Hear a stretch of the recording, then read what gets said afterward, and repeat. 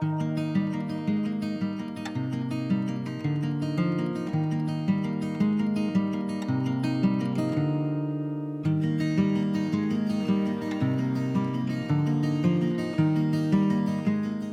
the Wellbeing Collaborative is an opportunity to bring together leaders across the state of Arizona, across the entire healthcare sector, doctors, nurses, administrators, to really focus on the health and well-being of our workforce who provide care for our Arizona citizens each and every day. We've known for 15 years that doctors and nurses are increasingly having a struggle with the pace and the challenges within healthcare to provide the kind of care they felt like they were called to in this noble profession. But we particularly noticed how difficult it was during the pandemic.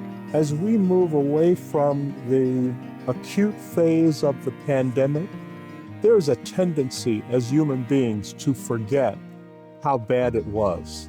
The Wellbeing Collaborative, I think, keeps in the forefront the fact that we must respond to trauma that occurred during the pandemic, and we must learn how to respond in a positive way, maintain that positive response over a longer period of time.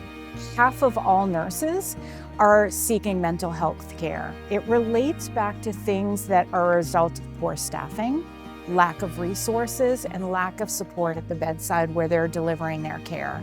That should concern us all. So when we look at the future of the healthcare workforce, well-being has to be front and center. How to be able to care for themselves so that they can deliver the best quality care to our patients. We want them to be professionally fulfilled so that they love what they do, who they do it with, and who they do it for. After COVID, we saw a lot of people leave the industry, and we want to make sure that people want to sustain serving in the capacity that they do. And they can only do that if we focus on this work and change a lot of our systems and a lot of our culture. I think when we look at today's life, we know it's overly busy, and we have to fold in strategies that are going to focus on the well-being of the workforce. So I think some of those strategies are really simple, allowing moments of breaks so that people can get up and step away from a stressful situation, allowing opportunities for debrief from stressful situations. You know, I hear stories about people who are called on off-work hours to answer very critical emergent questions that really could be answered the next day. I think as leaders, we need to be very mindful of practicing those skills ourselves and reflecting and modeling those skills for our staff. Because by default, if I practice a mindfulness leadership style, that inadvertently gives permission to my staff to be able to do the same thing. There's a lot of focus on meaning and purpose, which I think is so important in healthcare, that we're connected to that sense of purpose.